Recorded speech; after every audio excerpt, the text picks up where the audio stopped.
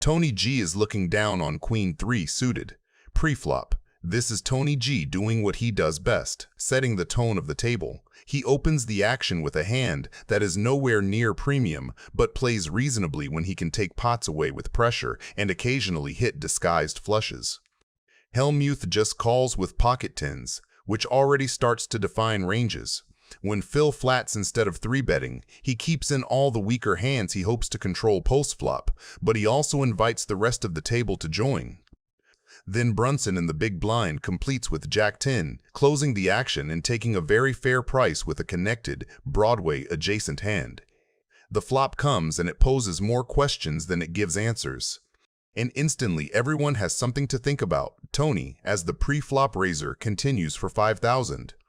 From his point of view, this board is ideal for a continuation bet.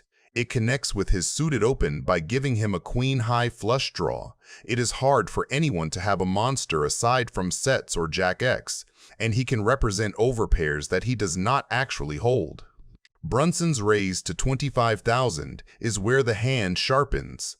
With Jack-10, he has top pair with a solid kicker and wants to deny cheap cards to exactly the kind of holdings that are out there. Overcards with diamonds, smaller pairs with diamonds, and straight draws. By raising, he charges all of those while still expecting calls from weaker jacks and perhaps stubborn overpairs that do not believe him. Is this for real? Are they recording this? I mean... Are you recording this? Is this for real? I mean, Nice. It's just so much fun here. I mean... If it's not your first time here, please make sure to like and subscribe. All in. And if it's your first video ever, drop by in the comments and say hi. I will reply to everyone. Let's keep going, because the pots get bigger and the reactions get wilder. Seen that show before. And it works. Quick fold from Doyle. Cool. I wanted to fill in, so I wanted to give you the opportunity to participate. But you did. That's all. Don't worry, Tony. I just had pocket tens. That's all. I just had a bad feeling you had the queens. You would win. Yeah. I had a bad feeling you had two queens before the flop, because every time I flop top pair, you have something. Every time I have a big hand, you have something. So. Just wanted to give you a go. A ride. Vanessa Selbst is holding pocket fours. Pre-flop, this is short stack versus big stack brinkmanship at its finest. Vanessa opens to 17,000, a perfectly standard raise from early position at this stage. Small pairs love to see flops, and they do not mind getting called, but they really dislike facing big 3-bets from aggressive players behind. McPhee on the button does exactly that, bumping it to 37,000 with ace-9, a classic light 3-bet candidate. He has position, blockers to the big pairs, and enough equity to continue if called. So far, it is a routine late-stage tournament hand, the kind you see dozens of times, slightly loose open, ambitious 3-bet, everyone testing each other's resolve. The hand turns serious when Vanessa answers with a 4-bet to 79,000. With fours, she is almost never doing this purely for value. How much do you have left? Folding every time here makes his 3 bets too transparent, so he reaches for the next gear and clicks it back to 131,000. That small 5-bet is a statement. He is saying that Vanessa either gives up now or risks her entire stack. Vanessa's response is immediate and decisive, I'm all in. turning pocket fours into a pure test of courage. Still probably have the best hand. Strategically, this shove leverages everything in her favor, the pay jump pressure, and McPhee's capped 5-bet sizing. With this jam, she represents exactly the hands that crush ace-9. Such a sick spot. It's almost enough out there for me to just call it off. And I think I dominate some of your range sometimes. And then when crushed, if it's just value, I think I have to do it. Title defense. 2 years later, I call. OMG, he calls! You have ace-jack? No, I have a pair. I have ace-9. Correct reaction. You're complicit in this too, Selbsty. What just happened? Huh? Just think that's a snap? Snap fold, yeah. I don't know. I'm not sure about that. The flop has an ace on it!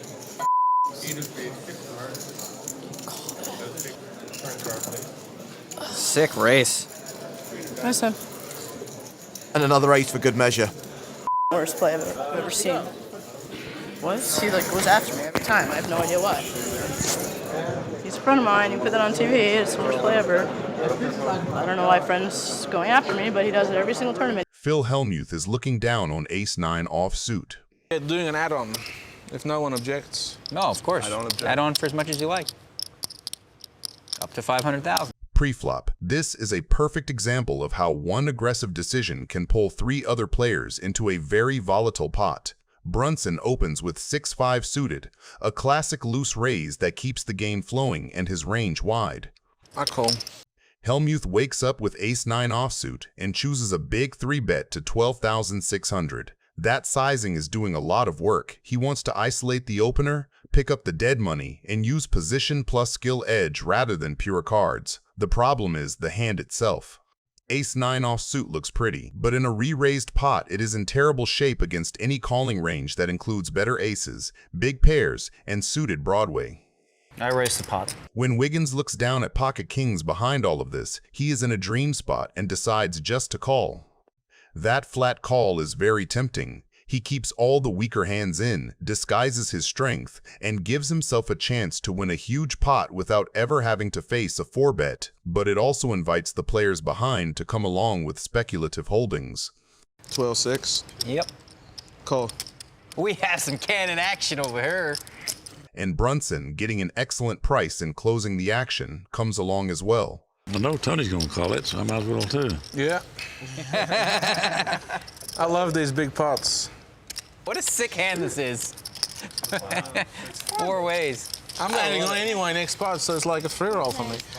By the time the dealer spreads the flop, Hellmuth's isolation 3-bet has turned into a 4-way pot where his dominated ace-9 has to navigate 2 deep stacks and one of the strongest starting hands in poker.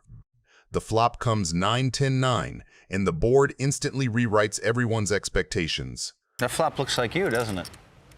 No, Phil, I look like me. 17,000.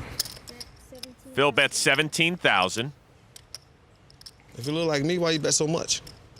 Hellmuth, who started the hand with the most questionable value hand, suddenly finds himself holding trips with top kicker. From his point of view, this is about as good as it gets. He blocks full houses with his ace-9, beats every overpair, and is way ahead of any 10x that peeled preflop. 36,000. I love you, Ernest. I tried again, well, I just can't. Doyle folds.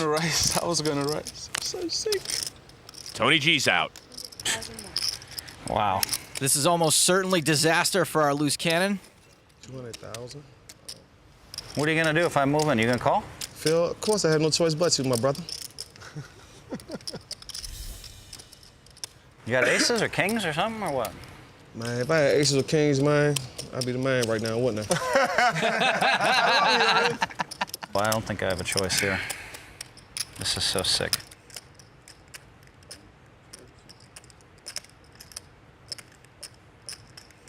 All right, I guess I'm all in. I call. Kings. I got 3 9s. You gotta be kidding me. Okay, that's what I thought. Yeah, What were you slow rolling him for? Here, man. Maybe at 10's full. I mean, he was so happy. That was so unreal. torture. I didn't mean to slow roll. Hold on. How many times do you want to deal it? Gimp. You want to deal it 4 times?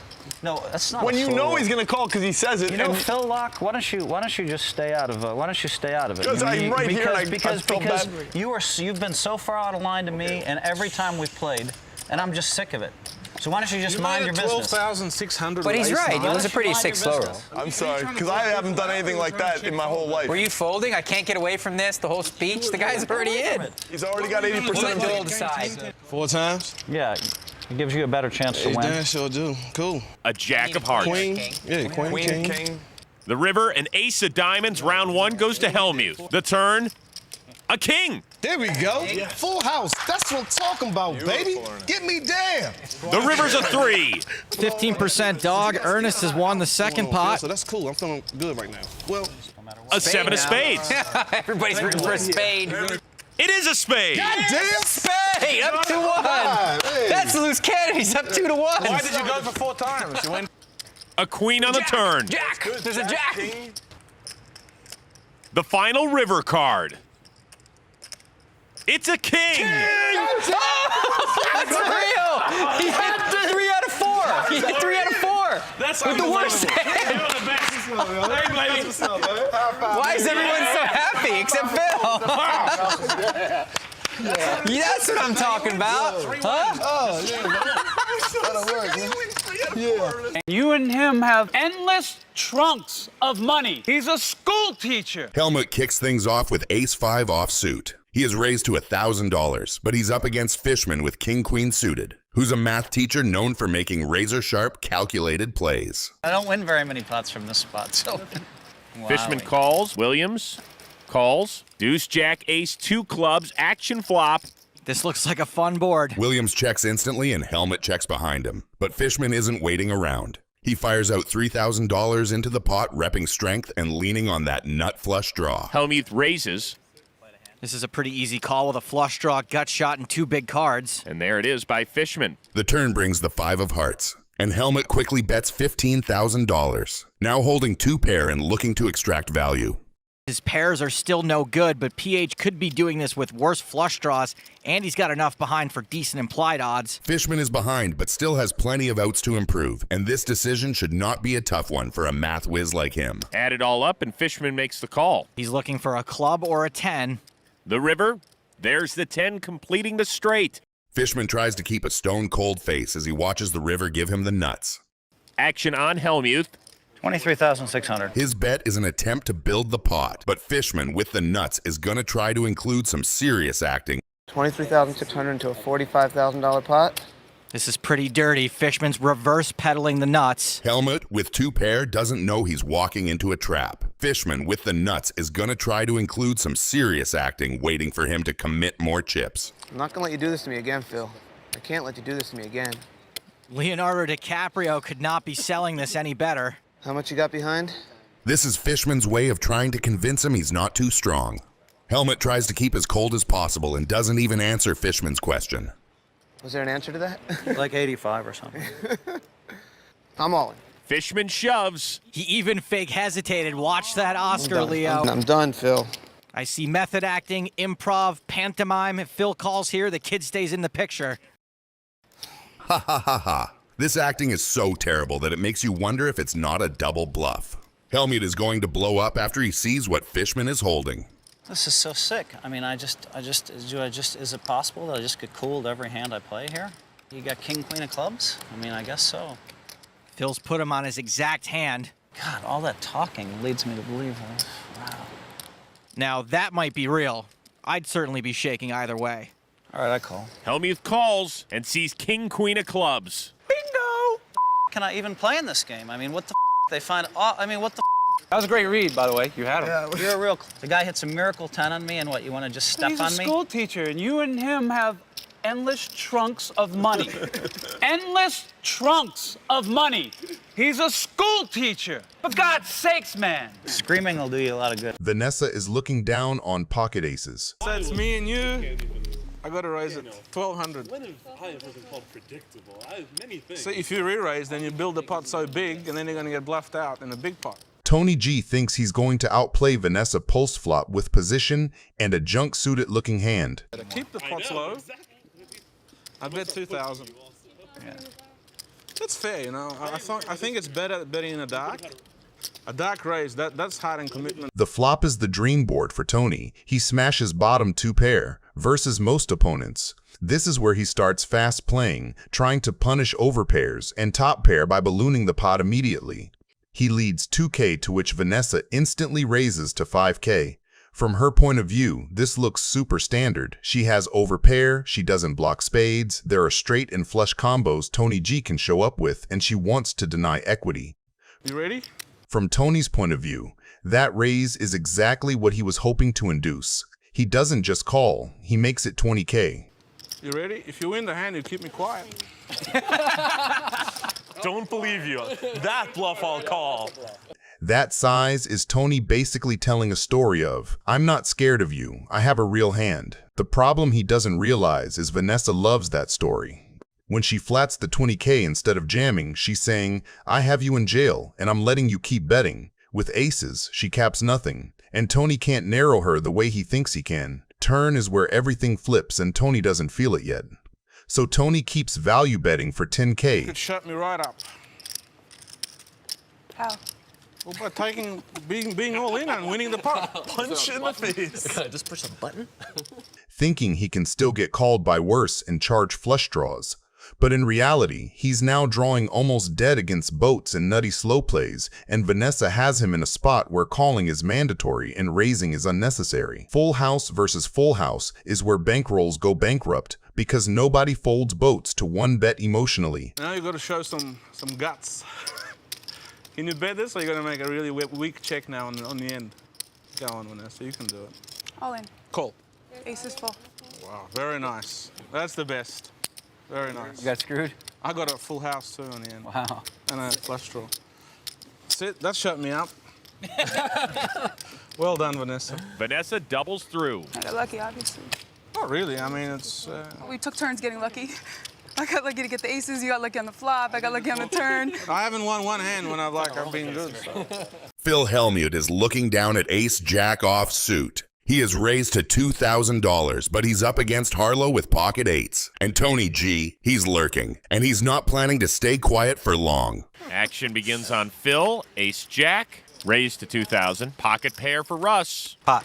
Raises to 7,200. Harlow is the loose cannon in this game, which means he's an amateur who's been given $100,000 to play against 5 pros. Whatever he makes over $100,000, he gets to keep. Meanwhile, Tony G folded, but this is not the last time we see and hear of him this hand. How much more do you have? Hellmuth is fishing for information, trying to get a read on the delivery driver. Every second Harlow spends fumbling with his chips gives Phil little clues about how strong he really feels.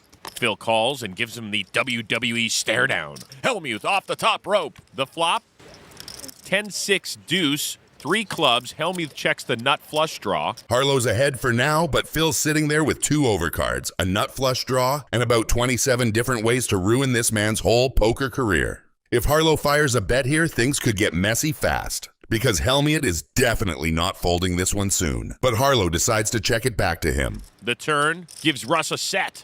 Hellmuth, chips in hand, leads out to 5,500. Gotta take a chance sometime. I'm supposed to think you're weak, right? Because you're talking? I won't bet more than 9,000 on the river if you call. I'm all in. Russ Harlow, all in. Hellmuth throws out a little feeler bet, just trying to stir the pot. But Harlow responds by setting the whole kitchen on fire. This is actually an incredible read from the delivery driver against arguably the best poker player of all time. Now Phil's got to decide if that nut flush draw is enough to pull him out of the flames, or if he's about to get roasted. He thinks for about 5 minutes and Tony G is starting to lose his patience. So you potted it before the flop. It's ridiculous. What's ridiculous? I mean, just make a decision, you know? Like, there's other people in the game, too. You're a professional player playing against a loose cannon. I mean... Now I'm trying to make a decision for 43,000. Can you just shut the up? Call You're a professional player? Call floorman. You're insulting everyone. I mean, we're here, we want to play, too. He's completely out of line here. So, I think he's completely out of line because he's been taking forever to make a decision. Against an amateur player coming in here as the best player in the world, taking 15 minutes to make a decision. I haven't taken 15 minutes. You want to bet on that? Well, you will. You're so out of line. You know, your etiquette's horrible. Stay out of this. Gentlemen, stay out. Let's hear your ruling. We're going to put you on the clock right now. You got a minute and 10 seconds. That's your ruling? Right. I hope you're proud of yourself, Tony. Story checks out. Phil folds. And those are tears of joy.